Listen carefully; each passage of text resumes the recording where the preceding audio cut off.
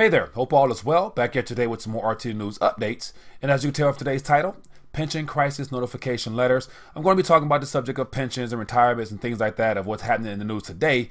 And also share with you something that's very troubling to me as I came across hundreds, possibly even thousands of letters that were mailed out to retirees and those that are expecting to receive some type of retirement benefit. And the news inside of those letters, it pretty much lets them know that they are in trouble and that they may not be receiving what they were promised. So I got about 3 or 4 articles I want to cover, as well as the link so that you can go actually read some of these notification letters for yourself.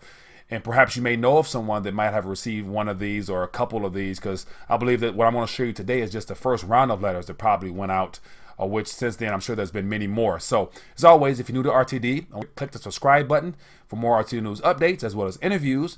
And as well as if you're new to the whole Rethinking a Dollar concept, I want to encourage you to visit the RTD University page, where I cover all of my past interviews, really laying out the idea of what Rethinking the Dollar means and how important it is for you to begin, thinking beyond the current narrative of what we've been taught as far as saving and fiat federal dollars that are, diminishing in purchasing power by the day. But other than that, let's dive into today's news. So as I mentioned, I have 3 articles as well as a link to the site where you can go check out some of these notification letters for yourself. But at the end of the day, it's going to be a matter of understanding how serious this matter is, as far as the fact that there's a lot of private as well as public institutions that are way underfunded, which means a lot of people are not even aware of the fact that their retirements and pensions are at stake or at risk of being lost altogether. And so here I want to share just 3 articles briefly, give you an idea what's going on. And then as always, you can find the information down below. And also I appreciate the feedback that I've received from a lot of viewers that enjoy the news updates. And so they recommend that I kind of shorten them up a little bit. So I'm going to try that today and see how it works. So the very first one here is from Go Local Prov out in Rhode Island, and it's from a small news syndicate, and it says here, St. Joseph bankruptcy. Diocese failed to make contributions to employee pension funds for years. And then the next one here is from the NJ.com, or it's from a small little news syndicate in New Jersey, and it says, can it be? Good news about New Jersey's public workers' pensions. And it has a great video here that kind of lays out how the whole pension crisis has been brewing for several years, and how all the governors rather decided to kick the can down the road. But yet Chris Christie seems to be trying to do a good job as far as trying to add a little bit more funds to it, but it may not work. Then the next one here is from the Paducah Sun. It's another small news syndicate in Kentucky. And it lays out how serious the pension crisis there is and who's all infected. And it actually gives you some good numbers as to, the number of people that will be impacted by the situation there. And then the very last one here is it's the link to the United States Department of Labor, where it lists, all the hundreds, possibly even thousands of newsletters or letters that went out initially throughout the years to those that are should expect to see some type of problem with their pension retirement there. So let's get into the very first one briefly. And I kind of highlighted a little bit to give you an idea of what I'm going to cover.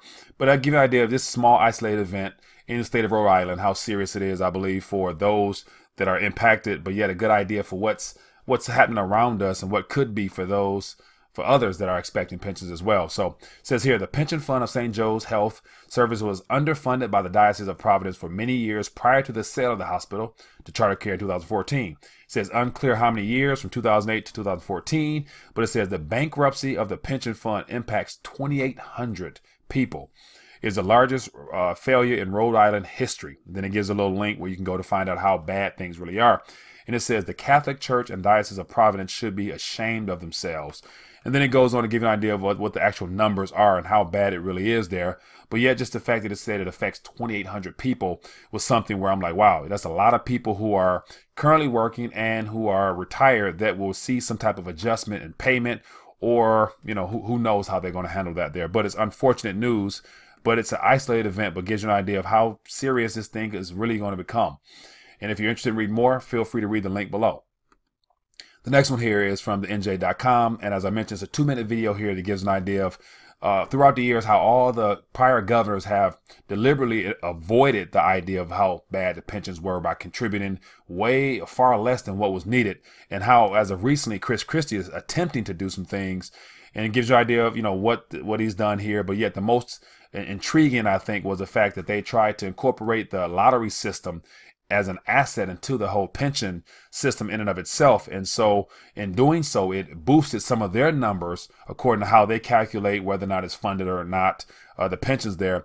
But then if you scroll down a little bit lower, it talks about how it's an illusion for the most part of how it adds possibly 1 billion in revenue, but yet it falls short by several billion on the whole idea of trying to get the funds back up to where they need to be. It says the pension system looks stronger under the state-owned accounting methods, which consider the recent transfer of state pension lottery system a major boon in the funding ratio.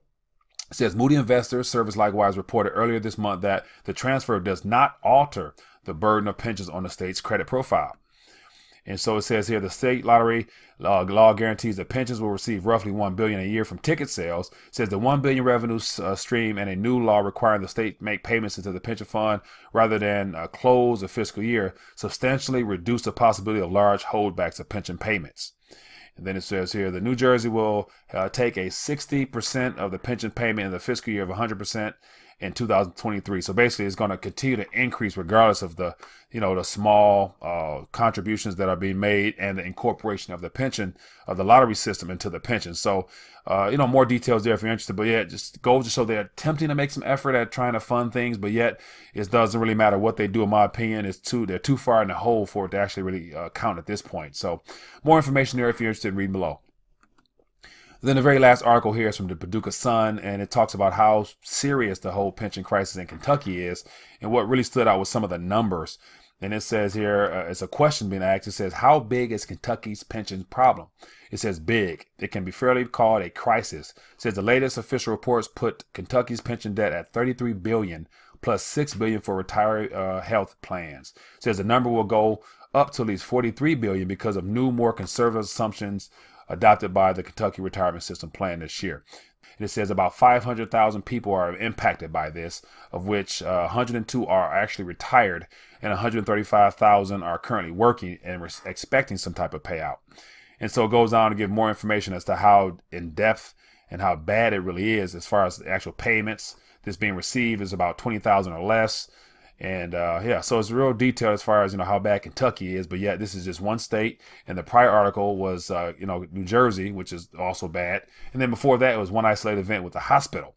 But this is what I really want to get to here, and this is from the United States Department of Labor. And so as of 2009, when the whole financial crisis situation hit, by law, a lot of states and everyone who does anything with the whole pension system in general was required to send out a notification letter updating beneficiaries on what is happening with their expected payments down the line. So here it goes down, as you see, all the way back to 2008 rather. And so ever since then, I'm going to click on it and you're going to see actually how bad it is with these letters. And just give you an idea, I would encourage you to read more for yourself on this, but to give you an idea of some of the letters that have gone out and to who they've gone to.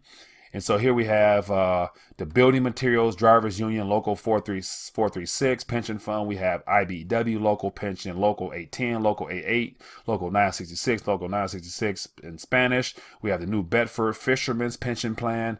We have Production Workers Pension Plan. So the list goes on and on and on of all the organizations and that has been required to send out notification letters. So here we have 30, 40, 46, 50, 50. Okay, so 57 total letters were going out. It says pension plan for employees. So if I just click on one of them, it takes you even further and actually shows you what the letter is about and and it gives you an idea of what's going on inside, and talks about how critical status. And so it gives you a couple of words here to kind of give you an idea that it's really a crisis when they use the words endangered and critical to talk about the funds that's not there.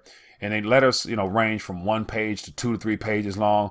And everyone does a good job of trying to summarize how they've arrived at this point. And it all pinpoints to the whole financial crisis of 2008, 2009 with the stock market, and how since then there hasn't been enough contributions to these pension plans to keep them up to date. So the letter goes on and on. I've read maybe 8 or 9 letters myself, and they all give a different idea of what and how bad the situation is. But you can just go down the list and see all the hundreds of letters. And so this is just the first round of letters that went out. And so there's been a lot more since then to really give an idea of, of the status of these pension plans here, but definitely something worth paying attention to.